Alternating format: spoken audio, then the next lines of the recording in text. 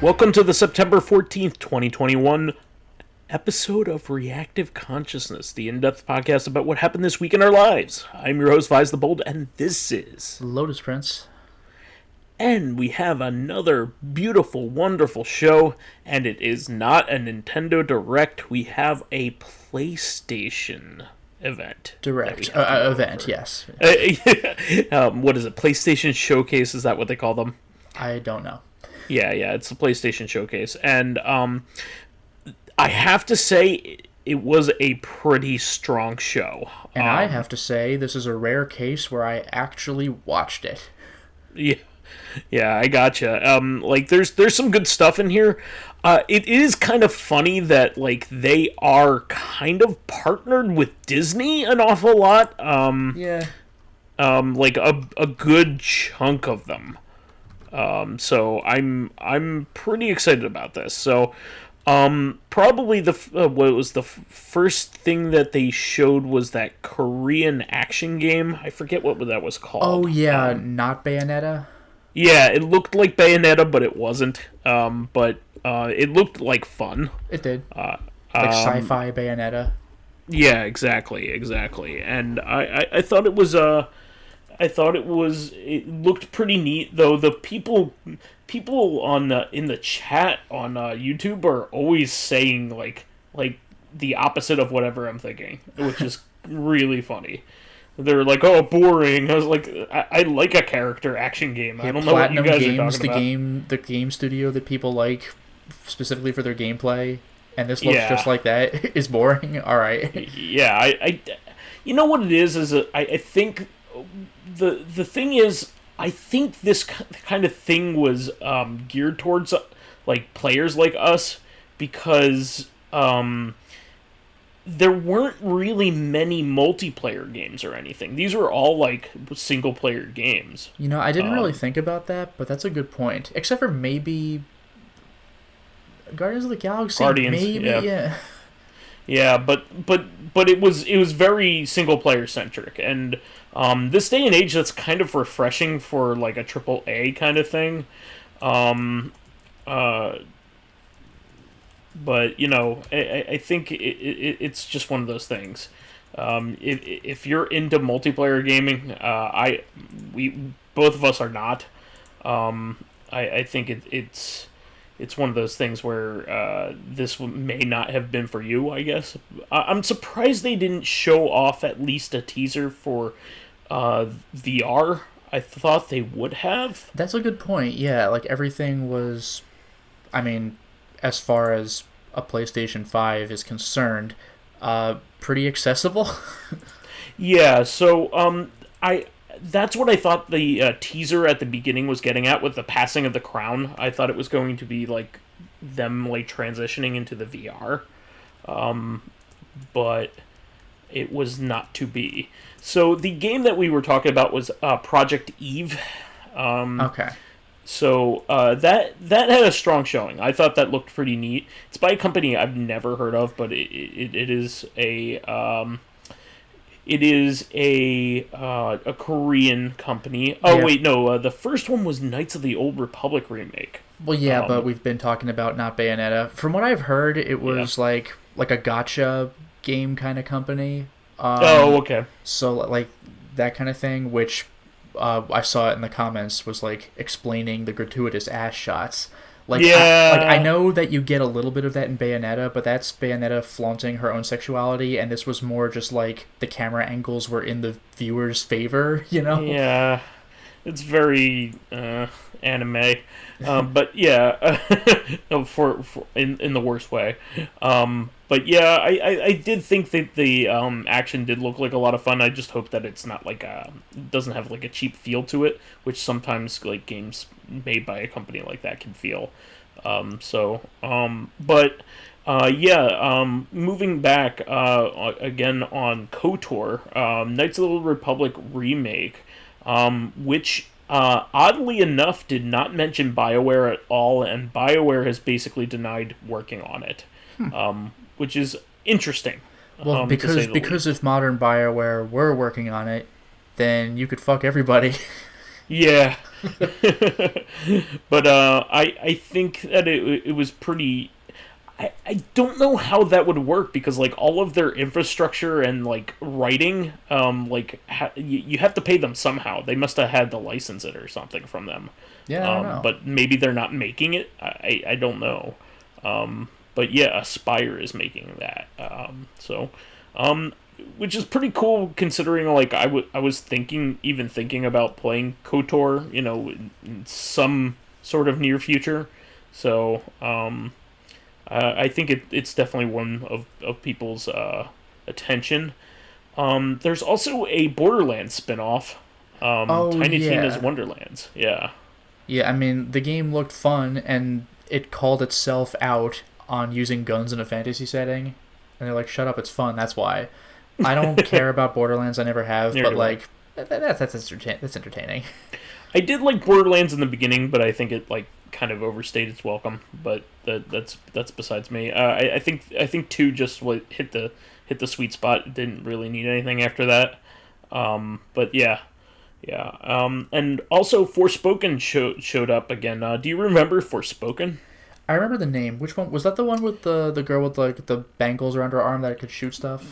Yeah. So Forspoken, I believe, was the very first PS5 game shown. Okay. Yeah, that game looked cool, but some of the dialogue like took me out of it. It sounded very like 15 years ago. That part where she's like, "I'm in another world. I can jump really high and." Oh yeah, I got a talking. It sounds like something that somebody wrote down instead of natural dialogue. But the game itself looked pretty cool. Yeah, no, it looked like it had a lot of traversal and like fun elements for the player. So I just thought that was pretty cool. It looked pretty fun. Yeah. Rainbow Six Extraction, that was one of the multiplayer games. Boy, was I happy to see another game with Tom Clancy's name on it. He's been dead for how long now? Almost 15 years, I think. Jesus, 10 to 15 years, yeah. But yeah, I mean, those games do well. They're no longer anything like the original Rainbow Six ever Well, I was thinking that when the video was playing. Like, what do you think Tom Clancy would think about, like, now you're dealing with aliens or whatever it is? Like, I don't know if that's what he had in mind with his books. This one has gone straight sci-fi, with an alien. Yeah, and they've done invasion. Sci-fi before. I don't think aliens, but they've gotten in weird sci-fi territory before. Yeah, but yeah, this is pretty out there. Yeah, no, it's never gone like full like action movie sci-fi before. Yeah, I mean like the old Rainbow Six was trying to be like SWAT, where it was like an authentic-ish. I mean, SWAT is you can police, only get shot like once or twice. Your entire team needed you need to protect your team. And, it was choose good tactics. Very deliberate. Like SWAT was cops and Tom Clancy was military, but it had a similar vibe. Yeah, no, it was very much a tactical team simulation rather than like a first person shooter. If that made any sense. I remember when it came out, it did not interest me at all, and it still doesn't. But like, I get the point. I definitely see why it gets the hype that it does, because it's very strategy based and like it's very crunchy. You want to handle it relatively realistically, because like you said, if you get hit once, you are almost certainly dead, and if you're not, you're in the red. Yeah, it's just like real life. Yeah. So like, if you get shot in the arm, that's about as good as it gets. Yeah, you're not gonna die, but you're done. Yeah. I think I watched like a show somewhere, like a survival show, and it said basically the best place to get shot is the arm, like out of everywhere. Although because actually, your major arteries in your legs. Speaking of which, one thing I also read was that in tons of action movies, they get shot in the shoulder, and they're like, well, good thing it was just there, but like. The arm is one thing, but the shoulder is a terrible place to get shot. Yeah, because you can't move your arm. Yeah, you've just lost your arm. I mean, not literally, but you've lost the use of your arm. It's like that's the joint that lets your arm do stuff. The big meaty part of your arm is your bicep. Yeah, your tricep. big. Yeah, exactly. The shoulder is like the ball joint. You can't get hit there. Yeah, no, that's disastrous. Yeah, people forget that like if you get shot like in the hand, it also like destroys your like your fingers because you can't. Well, that's the thing. Yeah, from a video game perspective, that's not going to be like 90% damage, but like you've lost your hand, like you need that. Yeah, no, you totally lost the use of your fingers. That like if it hit any of those bones, like yeah. Well, anyway. Back to our PlayStation Showcase. Yeah, next one is Alan Wake remake, which remastered. Yeah, remastered. Which it looks to be the same game, but on a Sony platform. It probably just has slight enhancements because even the character models looked very aged to me. Yeah, it looked like the Alan Wake that I've already played. Yeah. I don't think it's going to be a big improvement. It comes with the DLC, just like the Steam version does. I don't know if it'll come with American Nightmare, but it looks like the same game. Like, it's just novel that it's hitting Sony, because it's been forever. Like, it was a 360 game. It's been that long. Yeah, I think it's probably going to be in 60 frames per second, which is probably better than the 360. But if you always had it for the PC, it always ran well. Yeah, it's been on Steam for like a decade. It's fine. Yeah, but it's a good game. Yeah, it's a good game, and Remedy games like referencing Remedy games, so there are nods to Alan Wake and Control. So if you've played Control and you're like, "What's that all about?" Like, well, this is your big chance. Yeah, and then there's Grand Theft Auto 5 again. I've seen people joke about this. It's becoming the new Skyrim. Yeah. We're endlessly re-releasing Grand Theft Auto 5. I mean, they do...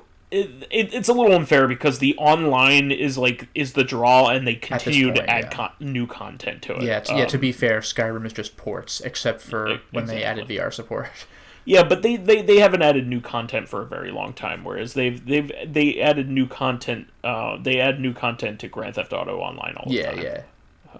So that's a little unfair. But this looked really fun. Bethesda's Ghostwire Tokyo. Yeah, I've finally now seen what looks like gameplay of it. That game looks delightfully spooky, just like that woman said when she became a meme. Like, spooky. She wasn't kidding. Yeah, I can't wait, Lotus. This is one that I'm all about. Yeah, it looks like I don't know if it's a full horror title, but it looks like it definitely has horror vibes. I'm in. No, it has everything I want. Yeah. For sure. A guy wearing a Japanese demon mask and speaking pretentiously. A jockey. Yeah, a jockey. Depends which way the teeth are facing. It's a jockey or a Hanya, really? and I forgot which way it was. Yeah, jockey I think are teeth down, and Hanya are lower teeth up. It's male versus female. Yeah. I did not know that. Yeah, like for example, Majima, his tattoo in Yakuza, that's a Hanya. But I don't remember what the guy's mask looked like because I saw the video a couple days ago, and that wasn't what I was focusing on. I just remember him speaking pretentiously, and it's just this. It's partly annoying, partly amusing.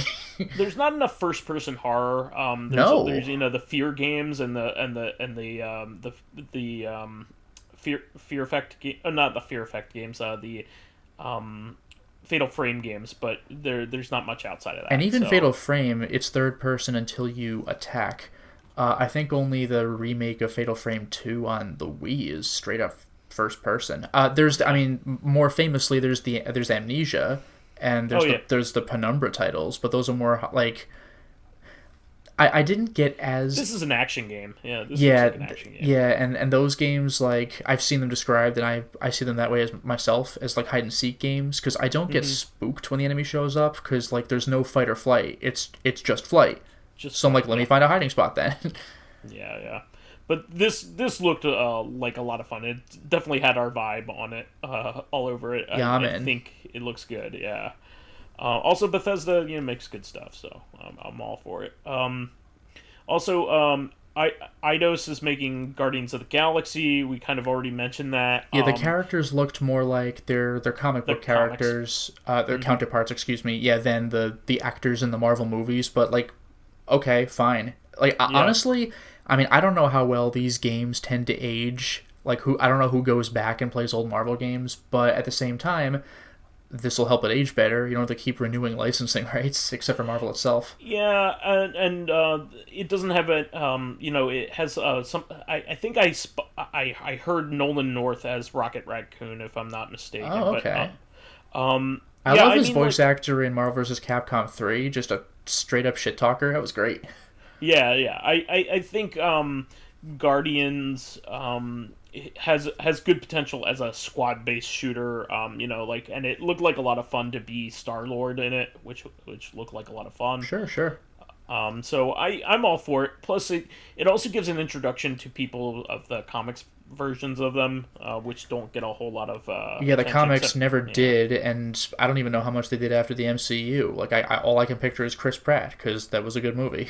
Yeah. I think I've said this before, but out of all the Marvel movies, I think they're the best, both of them. I think they're really, really, really good. And because the characters have the most on the line, and they actually do lose things in them. Like, there are real stakes in those movies. Yeah. Like there are family problems that go south. Yeah, that is something I have to respect, because that's one of the few Marvel movies, at least that I've seen, that's the introduction to heroes that isn't just, now you know how they are, so they're gonna fight their villain, and then the second movie we might see if we actually have stakes. But the first Guardians movie still had stakes. Yeah, no, and the second movie is like a family issue, like that.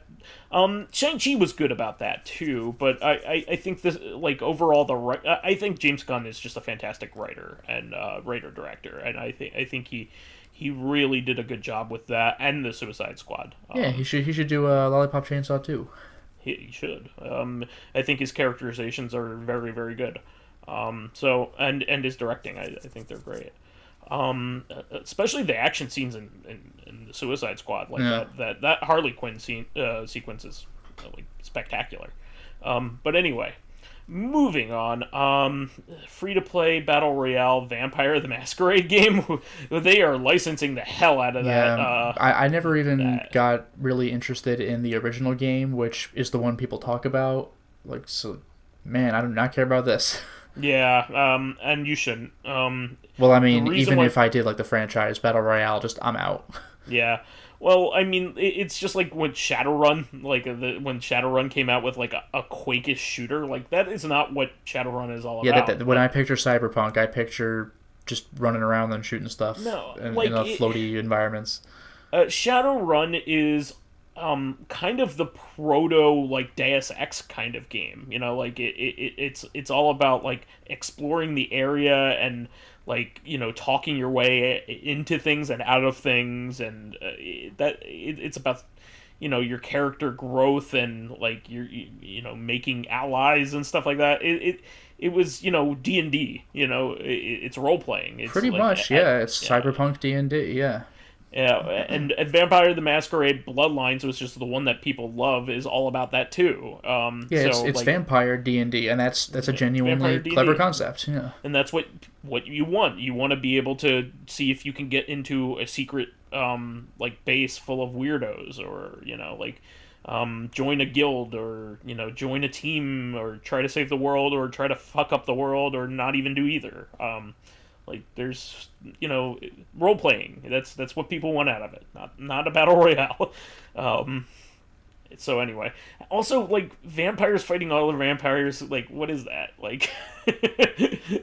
Vampires feast on humanity. Yeah, but I mean, but another stereotype of vampires is their politicking. So I get it. That's the whole Blood Omen series. It's just you're just killing off high-level vampires.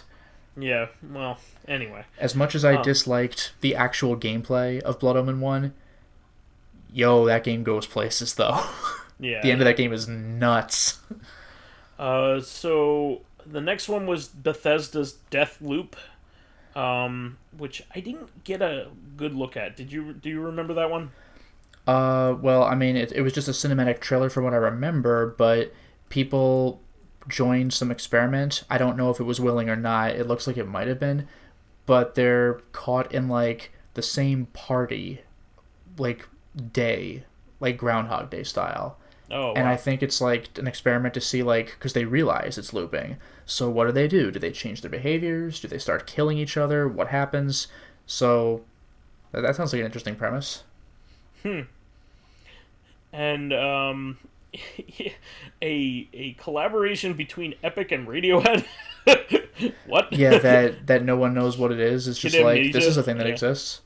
Apparently it's like maybe a video game based off, or a video game experience based off of their album, which is, I don't know. I've never heard of anything like that. Yeah. That's I suppose you could put a Radiohead CD, or maybe USB into into VibRibbon. Yeah, I was just gonna say VibRibbon or like any other game like that, but like like Stepmania or Monster Hunter, Yeah. but or Monster Rancher. I meant yeah, okay.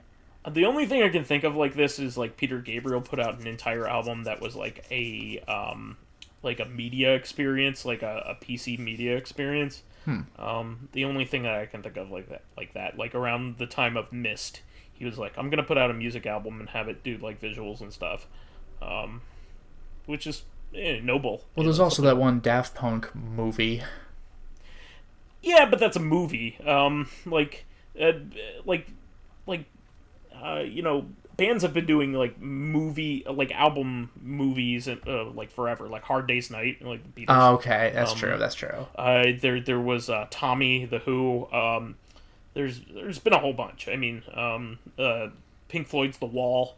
I mean, yeah. There've been many. But and Interstellar 5555 or 5555 or whatever. Or 555 5 5,555 555 is just one of the ones that I know of. But yeah. Let me see here. Uncharted. You know more about this one than I do. Yeah, I mean Uncharted 4 and Uncharted 4 let me try this again. Uncharted 4 and Uncharted Lost Legacy, the side game that follows the events of Uncharted 4. Okay. Those games are getting the PS5 treatment, but the one that you play as Chloe in, right? Yes. And shockingly, though, it seems that both of those games are coming to PC, which, for, like, Uncharted, like, that's crazy. I don't know about 1 to 3, though. That seems to not have been announced, so it's weird that these are the ones getting it, but it's something. 4 and Lost Legacy. I was going to say Lost Levels. Lost Legacy. I still need to play Lost Legacy. I've been wanting to. It's okay. Like, on one hand, in my opinion, it's the weakest in the series, but on the other hand, it's a side game after the conclusion of the series. Yeah, and 4 is one of the best games in the series. I really love 4. Yeah, 4 and 2 are just... 4 and 2, yeah. It's the even games, but the odd games are still really freaking good. Yeah, they're still good, yeah. Yeah, but the even games are exceptional. So, yeah. 2 was just a revelation when it came out. When that game came out, it, like, changed the way that just opening in that train that's falling apart.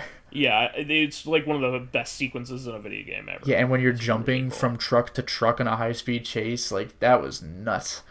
Even just the gunplay in that game was just phenomenal. I just love the gameplay in it. It was just a lot of fun. The 4th one has probably the best dialogue in a video game that I've ever seen. 4th is damn good. It just felt like a movie, and the characters were realistic for once. Yeah, and they called out Nathan on just kind of being an asshole, as his basic character is. Yeah, and there's redemption in it too on top of it, so it was really cool. And you got to know his brother better, and it's really cool. Insomniac's Wolverine, you didn't get much on that. Jesus. Well, it was just a teaser for the fact that it exists. Yeah, they must be fucking busy because they're making Spider-Man. Yeah, that's the whole thing. We don't know anything about how Wolverine will play, but like we saw what Insomniac did with Spider-Man. I have faith in their Wolverine. But speaking of Spider-Man, go ahead.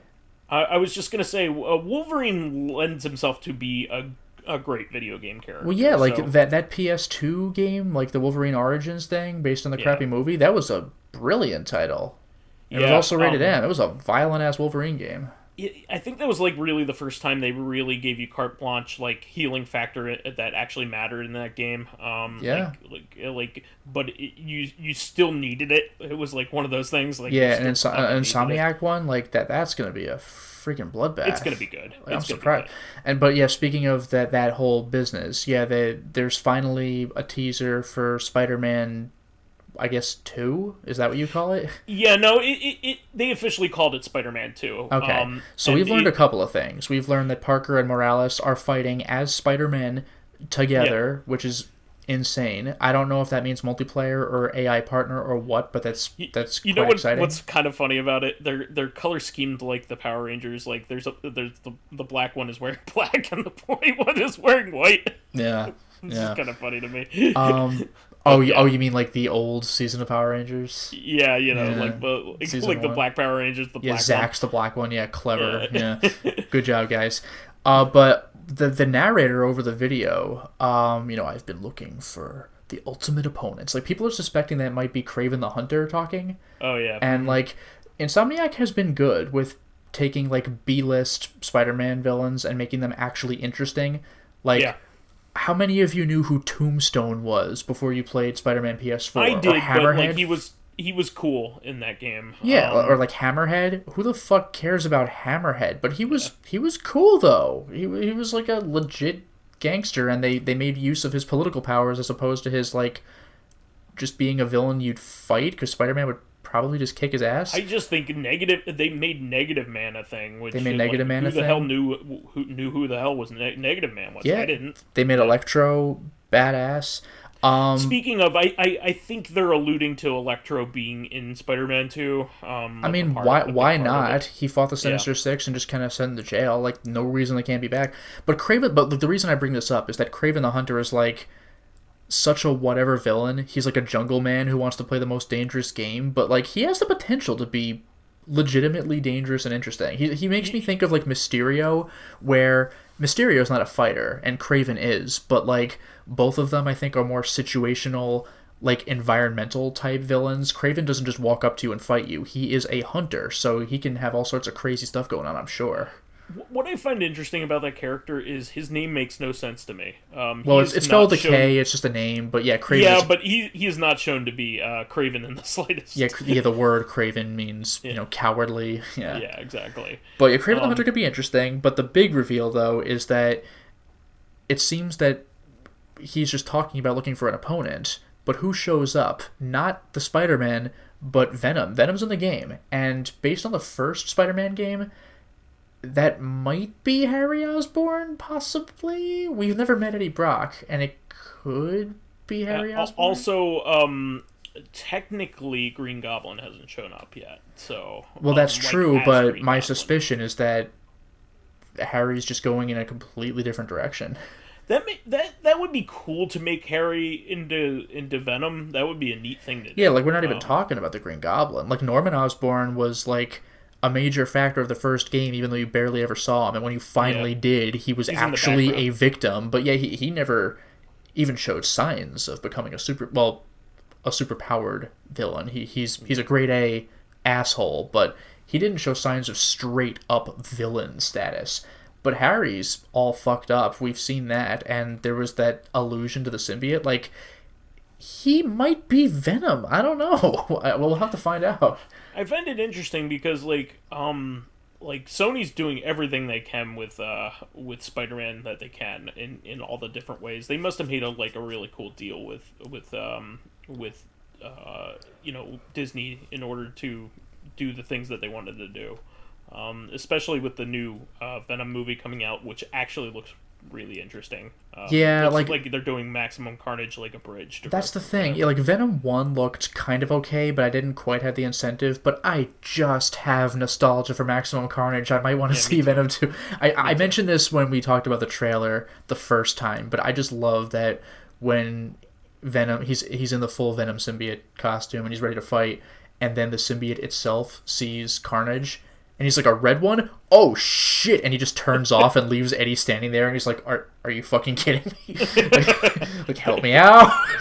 Well, what's funny is in the comics, he's just like, when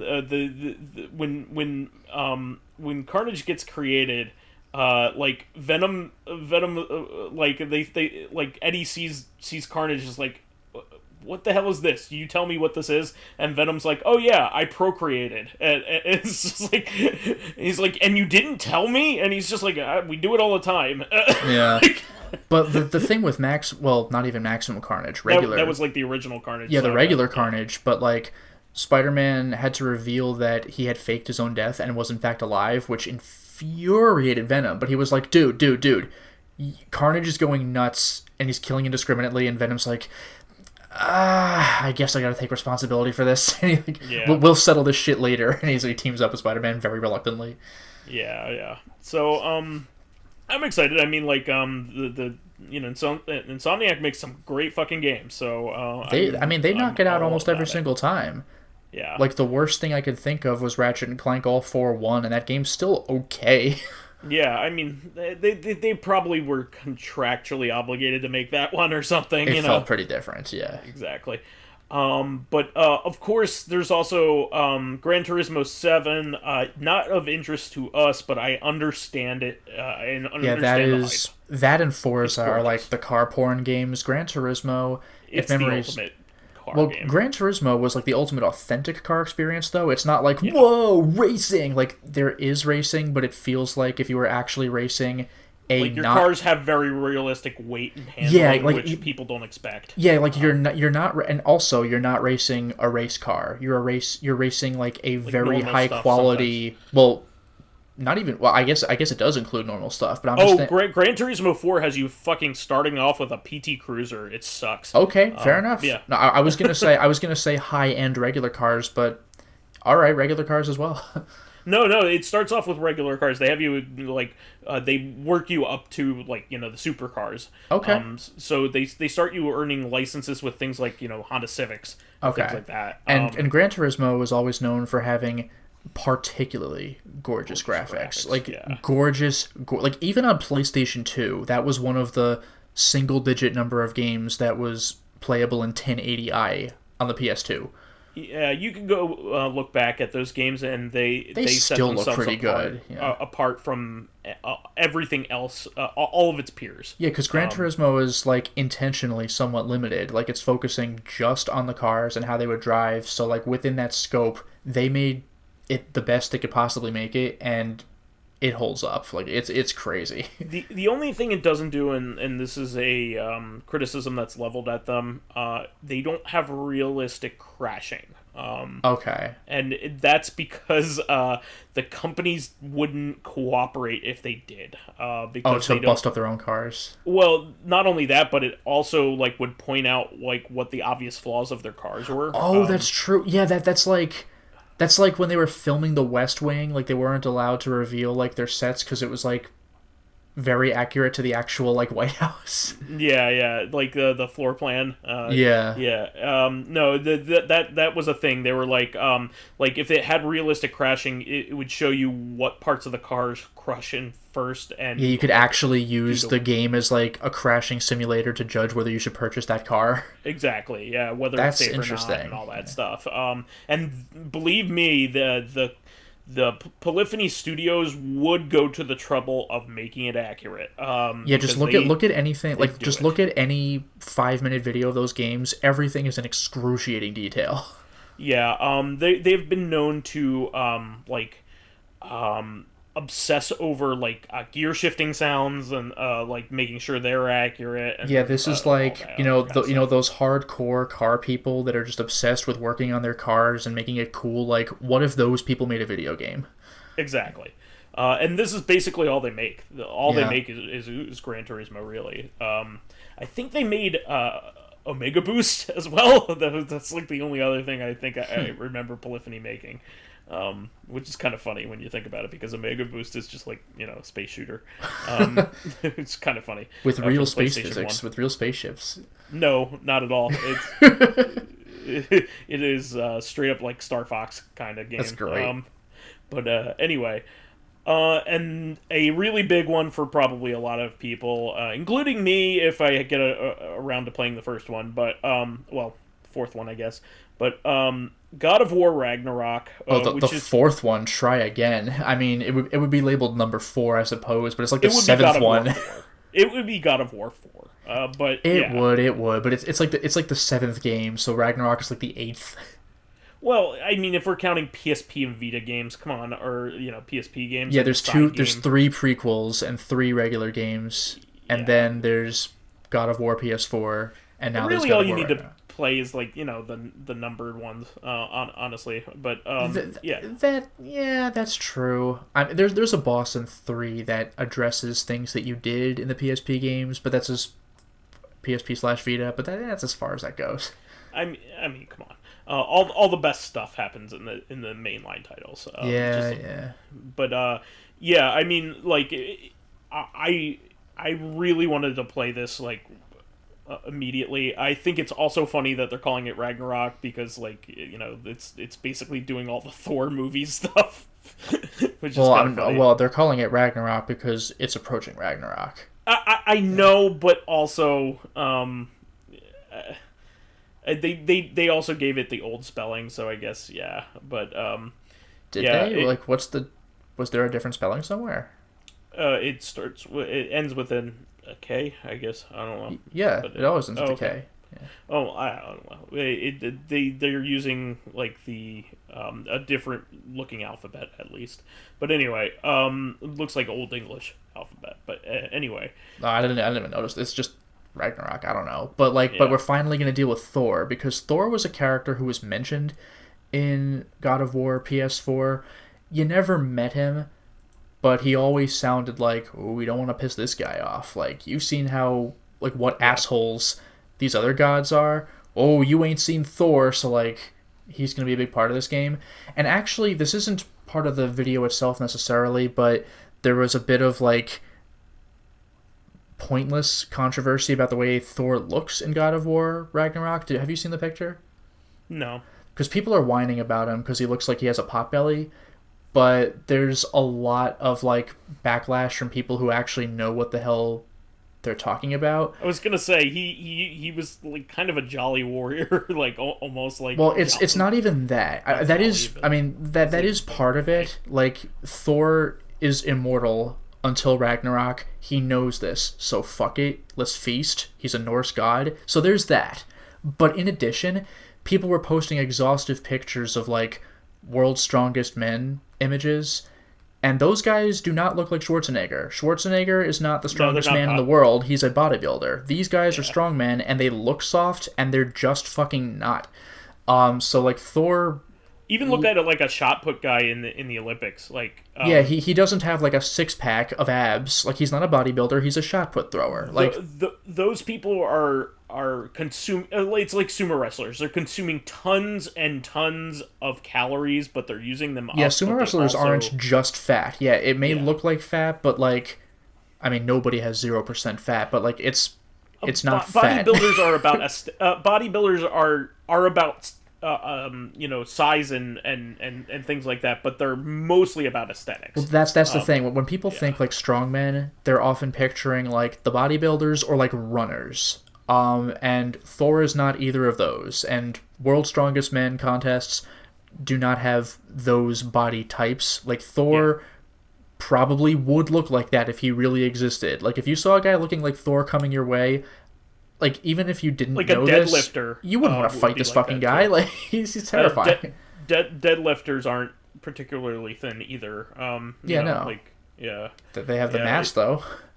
Yeah. So, like, but like, just go look up. I mean, not now, but like, go look up images of Thor Ragnarok Thor and look at the people complaining about them, and look at the tons of like, no, you're wrong for complaining responses, and you'll see some shit. You'll see some crazy strong guys who kind of look like Thor. People were really bitching about this game.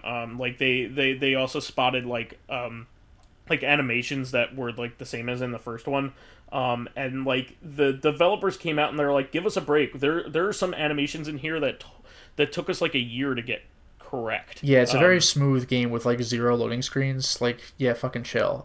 Same thing with like FromSoft. Like, I've seen some animations in Dark Souls 3 that are obviously from Bloodborne, but like, who cares? Who cares? Yeah, exactly. I just want a new game with, what, you want them to animate like hopping into a boat like differently every single game? Yeah. Like, why? The main thing I want to see is proper bosses, because God of War was always known for those, and God of War PS4 was sorely lacking in that department. Maybe there'd be a big troll enemy every so often, but like, there are only like a couple of like actual boss fights in that game. But I think Ragnarok might be changing that. Well, I'm looking forward to playing that game when I finally get the chance. When I beat Yakuza, that's probably the next game I'm going to play, is the original, like, God of War 4 or whatever, Yeah, it's a brilliant title. God of War PS4 or whatever you want to call it. But yeah, I'm looking forward to that so I can play this. It looks like a lot of fun. I can't wait. So yeah, that I think we hit everything. It like I said, I was impressed. I think the big games looked like a lot of fun and stuff I would want to play. I mean, I loved Spider-Man. Yeah, I gotta say, like, I've kept saying that there's only like 3 games I care about on the PS5, and one of them's a remake of a game I've already beaten years ago. But like, this showcase alone is like, oh, okay. It made me want a PS5 all over again. I mean, I already wanted one, but like, geez, this is cool stuff. Well, yeah, I never felt like an incentive, but now I kind of do. Yeah, yeah. Moving on, we should keep going though, because we just have so much to cover. But you could take these two, obviously. Yeah. Okay. So there are a couple things going on. One of them is Epic Games and Apple.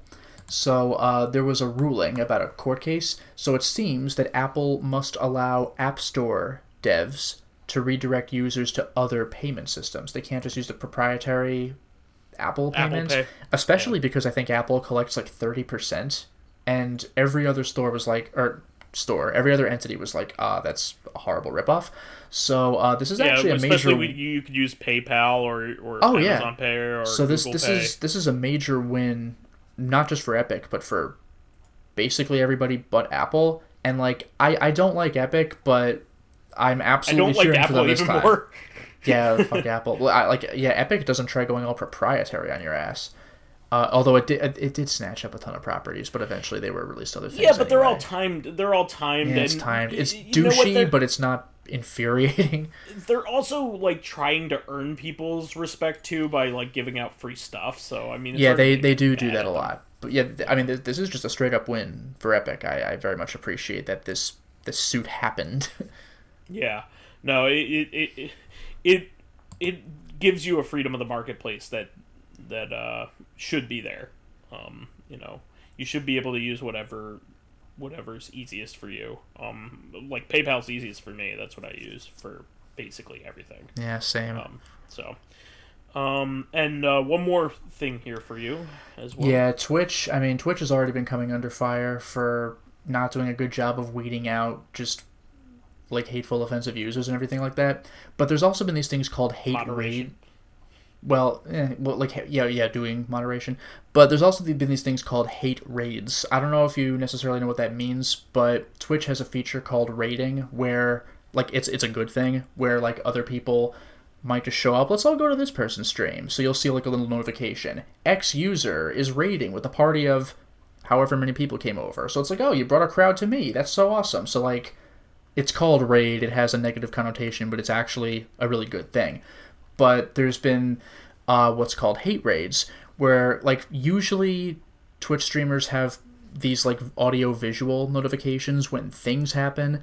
Like someone gave me a follow, bloom, a sound plays, an animation plays, or whatever. Sure. Like a raid or whatever. Exactly. Yeah. So the same thing happens with raids, where like somebody joined your group, visual, audio. So hate raids are when you just spam them with like 20 bot followers, so it's just like endless notification audio and video, and it's just highly disruptive, and then the streamer has to stop what they're doing and just ban everybody and like turn off the notification. It's a bitch. So Twitch is doing like nothing over this. There's like a hashtag Twitch do better. There is one thing that they seem to be doing. So there's I was gonna say newspaper. There's an article called Twitch sues users over alleged hate raids against streamers. They're anonymous users. I guess they're doing this through their usernames or something. One of them is in like Vienna, Austria, and the other was somewhere else. If I could find it, I don't know if that's gonna like make a difference. And I'm sure these aren't the only two people on the entire internet sending hate raids. Maybe this will send some kind of message, hopefully. Like, because I mean, this led to something called like hashtag a day off Twitch, where a bunch of streamers just didn't use Twitch for I think it was the 1st of September. Like they just tried boycotting for a day just to make like a point, like you know, like a Facebook blackout kind of thing, except Twitch. Sure. Like do your fucking job when we tell you there's a hate raid, maybe fucking pay attention. So I don't know if this is a symbolic gesture that's going to do nothing, or if they're actually punishing people who are causing real damage. Maybe we'll find out. But in any case, hashtag Twitch do better. Hopefully this is the start of that, but we'll see. Yeah. I think they did the right thing, but probably like were forced into doing it, like that kind of thing. That's what any company does. Yeah. The right thing doesn't matter. Bad optics going away is what matters. So fine, I'll do the right thing if I have to. But I did see somebody posting on Twitter, like, they could just have you require, like, a phone number when you register an account, so you can't just make infinite bots. It's a simple solution, apparently. Waiting for that to happen, I don't know. Yeah, I don't know. That could be the same thing with throwaway accounts on Twitter too, but you know, who knows? But yeah, it's just one of those things. Stuff like that always makes me think to myself, God, I'm glad I don't have the hassle of running like one of these social platforms, because it's a dirty job. It is not. Like you see the worst of humanity with stuff like this. Well, that is true. When people report people to you, and you're like, "Let's see if I have to deal with this," I'm sure you're just getting filtered crap. Like, that sucks. I'd hate to, like, as much as I want fucking moderators to exist, I have to admit I would hate to be one of those moderators. You know, I always think of, like, imagine being one of the YouTube people that has to watch very unsavory stuff. This video is bad. Yeah. Oh boy. I don't want to even go into what that's like working for like Homeland Security. Like, fuck that. Yeah, like I'm sure there's all kinds of stuff that like just get reported to them and somebody has to watch it. It's like stuff of nightmares. Yeah, that's it. I've seen enough. Yeah. Yeah, it's exactly like certain units of crime units of police departments have to deal with. Yeah, those people are only like on for like 6 to 12 months before like putting themselves in another department before coming back like way later. You can't just keep exposing yourself to that shit. Ugh, yeah. Anyway, so one of the best shmups in recent memory, Crimson Clover, World Explosion, which is or Global Explosion, I think is the it's World Ignition, and then they made a new one after that. Sure. One. Is getting a physical copy through First Press Games. It is a European like limited, run publisher. But it looks great. They're doing a limited edition, but they're also doing a regular edition, which is great. I just wanted to talk about it to give it props again. It is a game that rewards high-level play. Like, if you're really, really good at it, it's a lot of fun and very rewarding, but it is also very beginner-friendly. And shmups are not always that way. There's usually a high barrier to entry to the most skilled of games, and this is a game that is fun for everybody, and there's a lot of stuff going on the screen, so it looks like you're doing well. Even if you're playing on a low level, it just feels fun, and that is very important. It's kind of like when you play a game like Portal, you want to feel smart when you're playing it. It's kind of like that. In a shmup, you want to feel like you're being amazing. Sure. even on a low level, and you're starting to understand the mechanics, it still makes it look like you're doing like really cool things. Which is I think is a huge accomplishment. Like not only is it fun, it's fun to play on every level, which is a tough thing to get right, especially in a genre that typically has a lot of gatekeeping to it. And like the high level stuff is very hard to get into. It just is. Like the cave stuff. Speaking of, there is a new cave port out on Switch. I should talk about Espgaluda 2, which is one of the best games that they've ever put out. I definitely highly recommend it. It is a good port too. But I think that is the one that has like the stupidest end boss like in a shmup ever. I think that's the one that like even you've seen, Lotus, where it's just it's just bullets. Is that just like a wall of purple? Because yeah, that was Musahime Sama Futari, I think. Oh, okay, yeah, they came out around the same time, so I always because that is just like you're moving very slowly because a wall of slow bullets is like, where's the opening? There. Like it looks exhausting. It's not even fun. You're not even looking at the enemy to shoot it. You're just holding the fire button down and looking at your own ship extremely closely. That said, cave shmups are the most like excruciatingly crafted games. Like everything that you do in those games has to be very deliberate. And it's very hard to get like the true endings of things and fight the true bosses. A lot of them have you go through the game twice before you like perfectly before you can even get to the actual real end boss. So like very few people ever beat it in the same way that you would beat like other games. It's more like bowling or playing golf than anything, if that does that make sense. Not really. Okay, so in bowling and golf, bowling you get the extra shot at the end if you get a strike in the last frame. Correct. Okay. In bowling and golf, like you're not trying just to complete the course, you're trying to you're going for the best score. Okay. And like bowling's like that too. You can get to 300, but very few people do. Yeah, and again, if you don't bowl a strike or at least a spare in the very last frame, then there are extra opportunities that you just won't get. Yeah, exactly. So I would actually say it's closest to bowling. Yeah. Like the final frame is the secret boss. Yeah, exactly. So I would say that you play the game for the pleasure of getting better at it over time. That is not for everyone. Espgaluda 2 is kind of the opposite of Crimson Clover. It is the expert game that is hard to get into. But it's very rewarding once you do. And it's one of those games that you have to play over and over and over again to get better at. Because you just need to learn how the game is played. That being said, the cave ports that have come to the Switch have been amazing. They've been really, really good. So I definitely recommend them. And they're very reasonably priced. I think Espgaluda 2 is $20, which is a deal.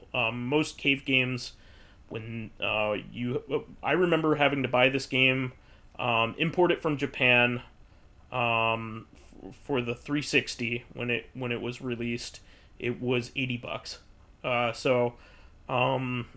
It's really, really cool that they're releasing this with English and everything for $20, and it's a perfect port. So, and it has all the different versions. Kind of like with Street Fighter 2, there's like a Cave releases a bunch of different revisions of how the game is played as well. So like whatever flavor is your favorite will be on there. They some of them play completely differently. Like they'll have the same layout and same bad guys, but there will be different patterns, for instance, and there will be different scoring systems. So the way that you play them is entirely different. It's kind of like playing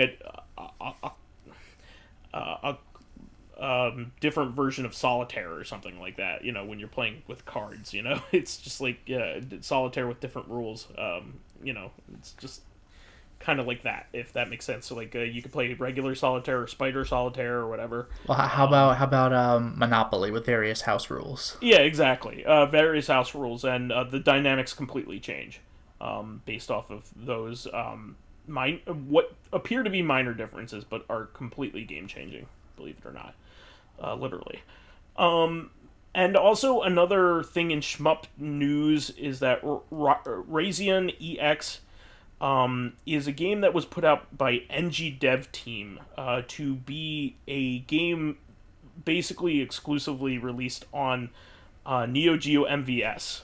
Like they basically have just been making new Neo Geo games, like, and selling them for like $600. So like only the very few are buying them, obviously. And for a while there, they were putting out like some of their releases on Dreamcast as well, which is another dead platform, but they were at least more affordable than $600. But they were like, okay, well, we do want to bring our games to Switch, but we're only going to put them out physically because it kind of fits our MO. And then people were like, that's really stupid. Why, like, release it physically for the people who want it, just like, any other limited game company has been doing, and put it out digitally for everybody to make it easily accessible. Your games are good. Make them accessible. And they were like, okay. So, fair enough. This was originally going to be a physical-only game for Switch, and they listened to reason. I think another we talked about another company doing that as well recently, right? I'm not 100% sure. It was like a mini game or something that they were just going to put out physically and not digitally, and people were like, okay, no, that... Or I think it was First Press Games or something, was saying that they were putting out like a game physically but not digitally, and people were like, no, you really should release it digitally. Yeah. And they relented. So yeah, that's good. Also, Onion Games has revealed that they are putting out Moon, the classic PS1 anti-RPG, out for PS4, PS5. A huge inspiration to Undertale. And quite a few other games made by the same people who made Tulip, and a few other weird games like what's that game for the Wii? Loompa or Oompa? I forget what the game's called, but I have absolutely no idea. It's that game where you're in a space station, you're a little spacesuit guy, and he has like a little thing over his head. Pikmin.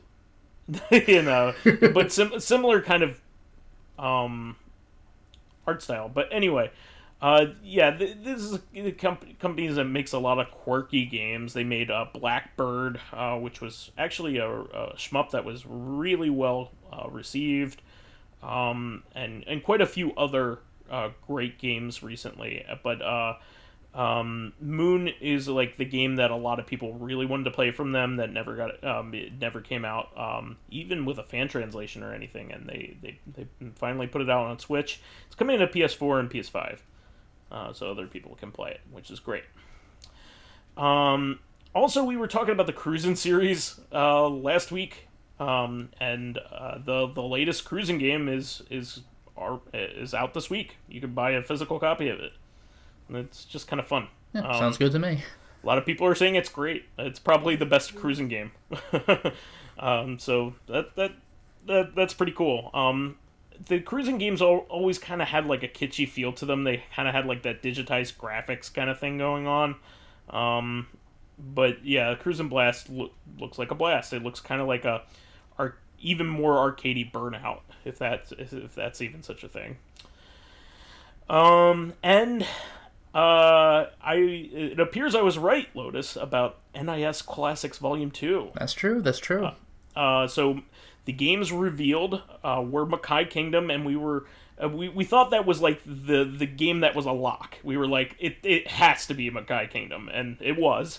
But the fourth game we were debating what could it be, and I was like, maybe it's ZHP for the PSP, and I called it. Yeah, that's it the is one. ZHP for the PSP. Yeah, I never even heard of that one. So it is their roguelike Okay. game for the PSP, where your character is basically like a guy who was just given a suit to be a Sentai kind of character or a Tokusatsu character, and is charged to save the world. It's about to be killed, taken over and destroyed by, a big, bad guy, and basically he is sent to limbo, seconds before he dies, so he can train, and get better. So he constantly dies in limbo, and just like any roguelike, they work that into the story, and it's a very fun game. I actually really liked it, and in fact, if you really want to go down memory lane, Lotus, this is one of the very few articles that I wrote for Hardcore Gaming 101. Oh, wow. This is my article. So if you want to take a look on Hardcore Gaming 101, I wrote the article for ZHP, which I thought was a lot of fun. I actually really liked this one. So I forget what the whole thing is called. No, it's not. It's ZHP Unlosing Ranger versus Dark Death Evil Man. Jeez. Yeah. Zettai Hero Kaikaku, which is Project. Absolute Hero Modding Project. Yes. So that's what ZHP stands for. Very fun game, but it's got nothing on Makai Kingdom. I think Makai Kingdom, it might be one of the best NIS games ever made. Yeah, Makai Kingdom is peak PS2 and ass. Yeah, it is really good. So I wonder if they're keeping. I will be buying this. Yeah, I wonder if they're going to keep the Crispin Freeman, voice acting for the dub. It's a good possibility. I mean, because later games that had Zeta, they were just Japanese only. So, or I think they were anyway. Or maybe his lines were just Japanese only. I forgot. But Crispin Freeman, I think, was only in Makai Kingdom itself, and he didn't cameo in later games. I mean, I would be more than okay with them going with the original Japanese voice actors, because we didn't get those back then. No, that's true. Yeah. So, moving on from that... You do get to hear him say, though, I'm a badass freaking overlord. And that's like his catchphrase. It's pretty fantastic. Yeah, so that means most of the NIS games haven't been locked down. There's still La Pucelle, which is still locked to the PSP and PS2, and it's drastically censored by Mastiff. NIS does not have the rights to localize that game, unfortunately. And there is D2, which is the sequel to Disgaea 1, the continuation of Disgaea 1. Yeah, because the game that's called Disgaea 2 is just a different story. Yeah, D2, oddly enough, has never had even a digital release. It only came out on PS3, and that was it. And physically, and I find that very odd. Because for a company that re-releases all their stuff constantly, Makai Kingdom was always left out, and ZHP was always left out, but D2 being left out was always kind of funny because they, the Disgaea games always get re-released. So yeah, it's like their flagship series. Yeah, exactly.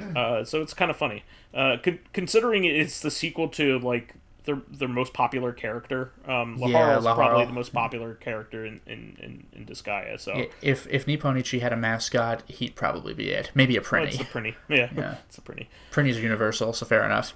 Yeah, but I will be buying this one because I want to get a chance to play Makai Kingdom again.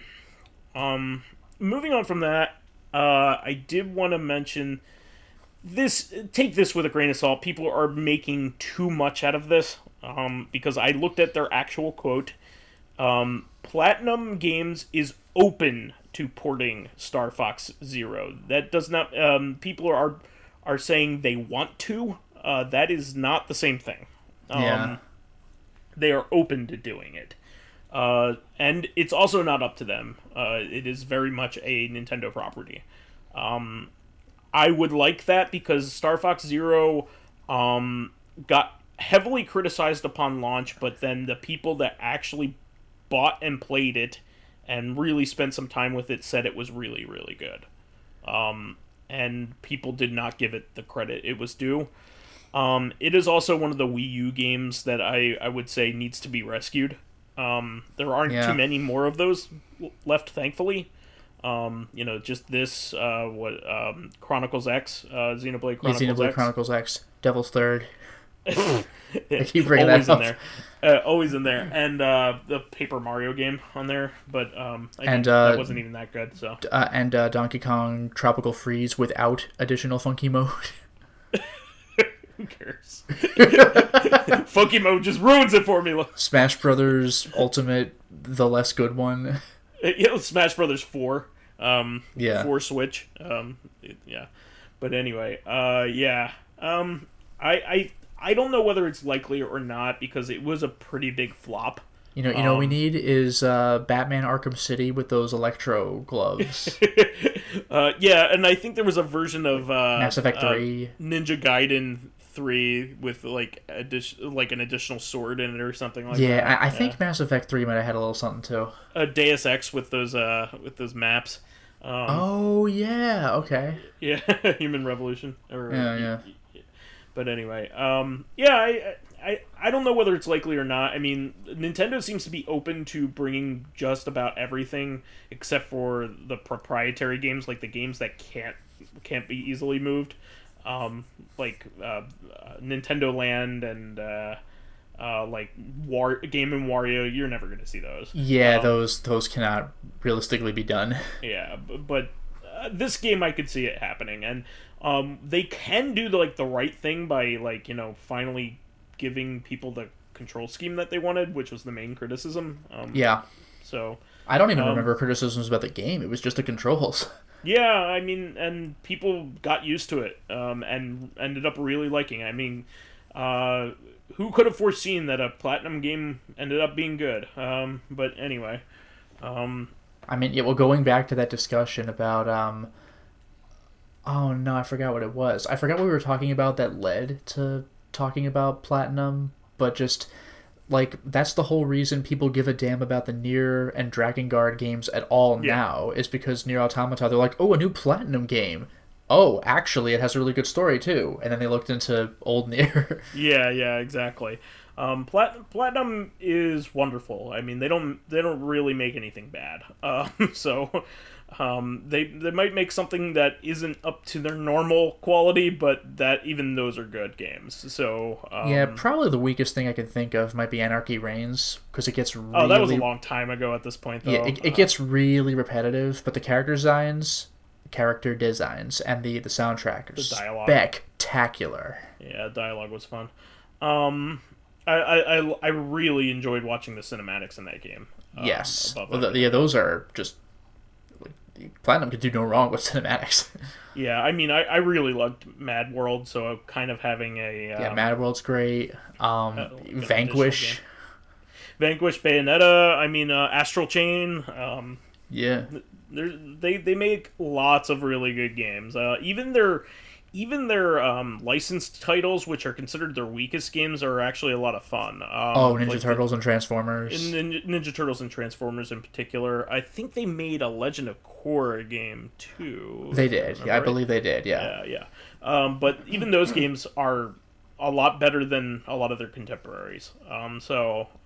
They put some extra effort into their licensed titles. So, yeah, I mean, you could do worse than them, honestly. Yeah. Anyway, I also just kind of wanted to do a quick update. I'll save this to the end, just so we can get through the other stuff here, because there's some actual news. So I figured you might want to hear about this, Lotus. Yeah, whatever this is, I don't know, and I'm curious. So we've talked about this character before and mentioned him in passing, but Usagi Yojimbo, the rabbit samurai, he's a Ronin, I believe, right? Pretty much, but also he's a Yojimbo. He's a bodyguard for hire. Exactly. And Usagi means bunny or rabbit, by the way. Like, if you ever watched old Sailor Moon, there are a couple of dubs, and Sailor Moon's regular girl name is like Serena in one dub and Bunny in another dub. And I'm like, what the hell kind of name is Bunny? But it turns out that that's the more accurate name. Well, and also rabbits are associated with the moon very that's heavily. That's the whole thing, yeah. I sure didn't know that when I was 10. Well, you wouldn't. Yeah, it's because we have the man on the moon in what the shape of the craters looks like to us. Looks like the man on the moon to us, like a face. In Japan, it looks like a rabbit hitting rice with a mallet. Yeah. Yeah. So rabbits are eternally tied to the moon. That's why like you play a game like Gunnak and like alien rabbit ships are shooting you with like carrots. In Dragon Ball, there's the Bunny Hood gang that look like a bunch of douches just wearing bunny ears, and then like Goku or Piccolo, I forgot who, just knocks them into fucking space, and they're just on the moon now, and it's like, get it. But yeah, this character came about around the same time as Teenage Mutant Ninja Turtles, and has crossed over in several mediums, actually. The comics and the TV show. The various versions of the cartoon have I never saw him show up in the TV show, but I do remember I do remember his Teenage Mutant Ninja Turtle figure, which looks a lot more like a man who was turned into a bunny than like a bunny man. It really doesn't look like him if you've actually read the comic. So, just kind of like Cerebus or something like that. He was never. He lives in a planet in a world that is populated by anthropomorphic. People. Yeah, and like as far as I know, it's Earth. It's just Japan. It's just people are animals. Yeah, it's like Mouse. People are just animals. Yeah, exactly. But yeah, it's a really good, great indie comic, and it has had a very long and storied history. It is still being made today, in fact. By Stan Sakai. It's been creator driven the entire time. He does all the writing and drawing for the entire thing, just kind of like a manga. I was just gonna say he's an American mangaka. I mean, he is of Japanese descent, but he's lived in he's American. Well, I mean, he is, but he's of Japanese descent, and I think he's in lived in Hawaii, I think. Yeah. But so yeah, he pretty much just is like it's an authentic Japanese manga, except it happens to be coming from America. It's amazing. It's pretty cool.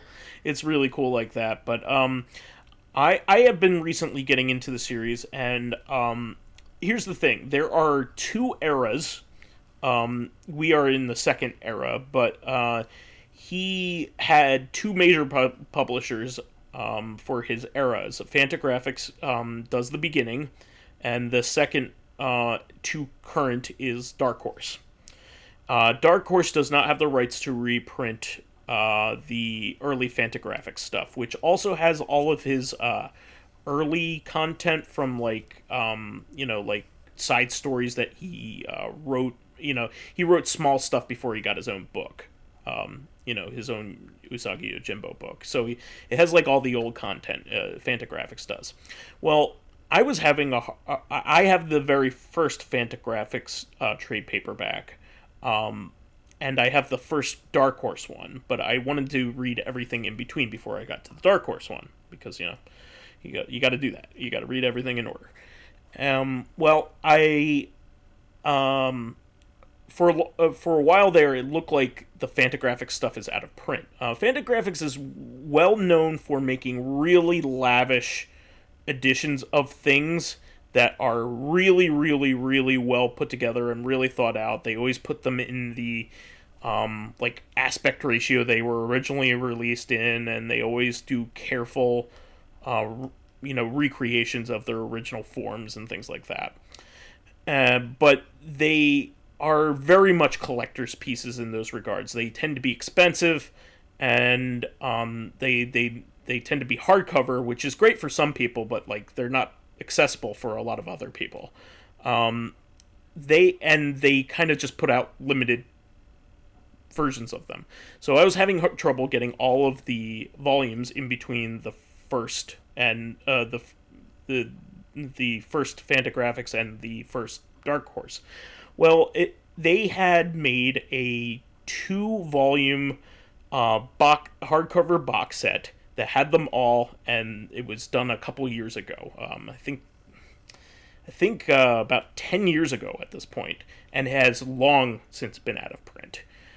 People have begged them, and they finally put out a pre-order for the second printing of it. Oh, that's cool. So now is the time if you really want to read the early ones. It is normally $100, but if you use one of those coupon code generator things, I use the capital 11. You can get 20% off, which is well worth it at that price. Well, hold on. What's 20% off of 100? Hang on now. Carry the. How do you tip? Multiply by 0.2. Oh God. But yeah, I highly recommend it, especially for you, Lotus. I know you like it, and it's worth it. Yeah. Well, honestly, this is something I think I'd recommend to my brother. He's the one who's actually been picking up the trades. Yeah, and the Dark Horse ones are very easy to find. Yes. So that's the kind of the tragedy of it, is that you can't read the early stuff, but you can read like the middle to end or middle to current, so very easily. So because Dark Horse is like a bigger publisher than Fantagraphics is. Yeah. Fantagraphics is known for making like the reprinting like the Carl Barks like Uncle Scrooge and Donald Duck comics and things like that, and like Little Nemo and like old, like really old stuff like Little Abner, Prince Valiant. Like they have like these lavish editions of. I can't even picture Prince Valiant in anything outside of a newspaper. Well, no, that they reprint the newspaper comics. Okay. That's the point. They even reprinted the like the Peanuts by exhaustively. Like Fantagraphics is good stuff. It's just it's a different market than most trade paperback people are used to. So and it's not as available. But I wanted to throw that out there because it's a good time to get into it, and $80 is for the amount of content. It's a lot. It's something like 10 volumes. Wouldn't these 2 large volumes comprise? Like something like 7 to 10 volumes, I think. And it has everything, everything you could ever want from early Usagi Yojimbo. And the world that he created is extremely charming and a lot of fun. It really is. And there's lots of, I mentioned this before, but there are nods to, I'm assuming, multiple Kurosawa movies. I definitely noticed Yojimbo because that's the one that I've seen. Makes sense. Well, you also have to remember it also came from the era in like the 80s when like movies like that were hard to come by. You could buy Yojimbo very easily right now, but you could not in the 80s. I can guarantee. It also referenced Wolf and Kid, or what was it, Wolf and Cub? This was Goat and Kid. Wolf and Cub. Yes. Lone Wolf and Cub. Yeah, this was Goat, like Lone Goat and Kid or something. It's like, hey. Yeah. And Zatoichi as well. Yeah, all the famous like classic Japanese it was heroes. Zato Ino. It's a pig who fights with an underhanded sword style. Yeah, and he's kind of a rascal, which is pretty cool. He's no joke. He's a legit good fighter. He was going to beat Gen when he fought him, and Gen is a rhino like bounty hunter guy. This pig was keeping him on his toes, which is crazy. Because he's blind. That's the whole thing with Zatoichi. He's just a blind swordsman. Yeah. Anybody wants to check out a really good parody, check out the Boondocks episode. That is the Zatoichi episode. Okay. You really should check that out. It's about an old man, a blind old man that like is starting fights with people, and Huey believes him to be Zatoichi, and he's really just a cranky old man who can't fight. I've seen that episode. It never occurred to me that it was like a Zatoichi thing because there's no swords, but yeah, that makes No, sense. he's using his walking stick. It was his cane. Yeah, I completely forgot about that. Yeah, no, it's Because I only remember the main thing at the end where it was just fisticuffs. A lot of Boondocks is like based off of Japanese stuff. I mean, there's an episode, a kickball episode that's based off of basically the Samurai Champloo baseball. Oh, episode. That's great. So yeah, there's a lot of like anime. Boondocks in general, just the animation and visual style of it kind of reminds me of Samurai Champloo anyway. Yeah, it is very anime inspired, which is great. It's one of my favorite TV series of all time. But yeah, that's neither here nor there. We do have a couple more items. So this one you brought up as well. Yeah, no spoilers here, but Berserk 364, the final chapter that was created by Kentaro Miura, is out, and I was afraid to read it because of what we talked about with 363. Who is this mysterious figure at the end? I don't know, but otherwise it feels we'll like never know. but otherwise it feels like they're in a pretty good place. This could be an ending. So I was afraid to read 364 because I was like, please don't start anything. Like, don't go, uh-oh, new adventure awaits, and it's just over. That would drive me crazy. But no, actually, this feels like it has the potential to be, like, a better ending, because you see a little bit into who this mysterious figure is, and then how he's interacting with the crew, and this wasn't intentional, because Kentaro Miura was, not done with the manga yet. But the very final panel is, like, it's not an ending because what's going on with Skull Knight? What's going on with the God Hand? I don't know. We're never gonna know. But like the final panel though, it's a good send off. It like unintentionally. Yeah. But it it's shockingly good. I almost got a No Country for Old Men vibe with it, where it's like you'll never get to see what you want to see, but the abrupt ending happens, but you're like, well, you know what though? Like thematically, okay. I'm okay with this. Well, I know it's no spoilers or whatever, but like maybe it's better that way for the character to not want revenge, or not exact his revenge. Well, yeah, I'm okay with that. Yeah, because there's this feeling like, I think I remember something, and like that's all you get. I mean, he heals Casca, which should be good enough for any sane person. We've been waiting 20 years for that. Yeah, exactly. I think more. And that I mean, if he lives the rest of his life with just that, I mean, that is a good life. So yeah, like, do your best in this shit world. Yeah, but the place they're in though happens to be probably the best place they could be in. Yeah, I mean, he also like has a family now, an adoptive family. Which he's been working on that for the past, not in continuity, but in terms of the manga's release, the past decade or so. Exactly. Yeah. So in continuity, it's probably been like a month or two. I think maybe I don't know what happens, but I think I know what you're getting at either way. And the last panel might hit you harder than you might think, just like the visual of it. But I think it's good. Well, I'm glad because if anybody deserves it, it's that character. For God's sake, yeah. Yeah. And this one as well. This was out of nowhere. This was a tearjerker too. Yeah, out of nowhere, Nick Jr., Nickelodeon, Nick Jr., the Twitter account posted a video, and oh my God, who could it be? Steve from Blue's Clues from a quarter of a century ago. Blue's Clues was a show I was too old for when it started airing. Sure. But this was a case where I was young enough that when my mom had to work somewhere, so she would take me there and just kind of leave me to hang out for a couple of hours while she got stuff done. Sick or something, or whatever. Yeah. Yeah. Well, I didn't have Nickelodeon, but when my mom would take me to wherever she would work, for this one particular person for a little bit of an afternoon. So I'm just kind of hanging out. What do? I don't know. I'll turn on the TV. So as far as little kids shows go, this is a really good one.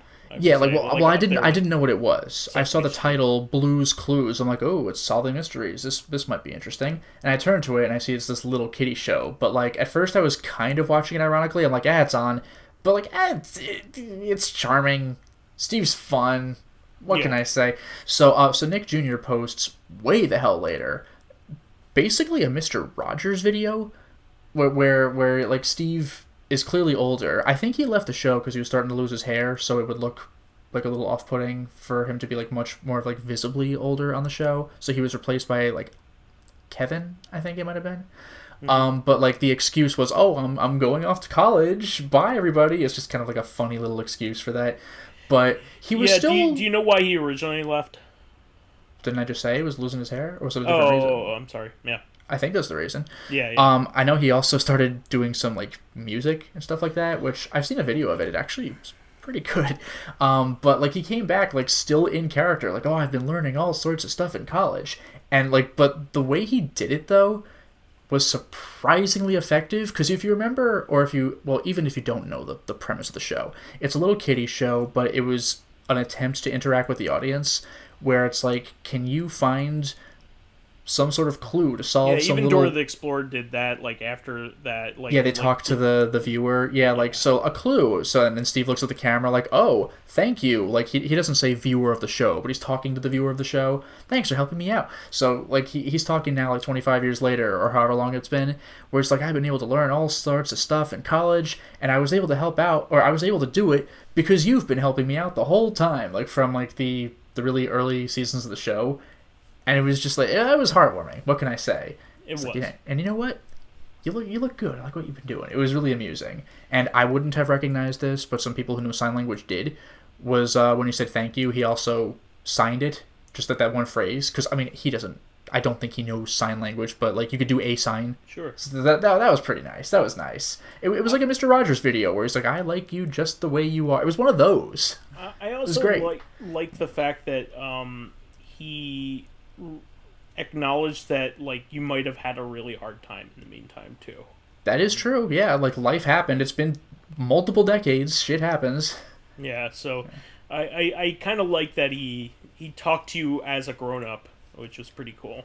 Yeah, like, because, like, the little kids today wouldn't know Steve. They would know, I'm assuming it's still Kevin. So, like, this was for us. This was for the adults. It was shocking. Yeah, even my wife got in on this. She was all about it. Yeah. Yeah. So, one final thing. I just wanted to say that I finally got around to this weekend watching the Rebuild, the last Rebuild movie, the fourth one. And I have to say that I really, really, really enjoyed Rebuild by the end of it. So now Evangelion is, like, actually over. Yes, and you don't... what's good about it is... I know that... Listen, this one might not be your cup of tea either. But... if you liked one of the previous ones... you have 3 endings to choose from now. That is true. That is true. That, like, some people were saying, oh, well, I like the end of Evangelion better. That's fine. You have 3 different endings to choose which one you like. Yeah. I think this is honestly the most complete, and the problem with Evangelion has always been that it's cryptic, and tough to figure out. This is the one where it was most overt about what it was trying to say. And it was trying to say all the same things that it always was trying to say. But it was the most overt that it's ever been. Let's just say that. And it did it in a satisfying way that like the other ones never attempted to do. And I never expected that. I never expected to get what I got at the very end of this. It also...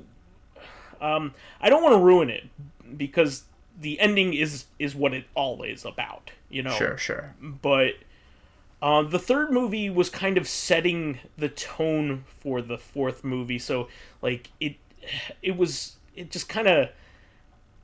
it's like the first half of the fourth movie, honestly. So like I would guess that out of the four movies, it's the most disappointing because it's a bridge. But it's good in its context as part of leading into four. So, but 4 is a great. I just kind of like we were talking about before. The even ones are the best. One and 2. One was a lot of fun because it was basically like a modern retelling of the beginning of the Evangelion series. 2 has it going off in a completely different direction and is again one of the best animes I've ever seen in my life. Like the second one is amazing. And then the third one's like, what? Where's this going? And then the fourth one is like, oh god, this is really good. So I even like shed a tear a couple times. And this is really good. It'll definitely make you go, huh? Like there's a lot of gibberish in it. Like there's all kinds of things that are happening that aren't explained, but I think that's the point. Like you don't need to know.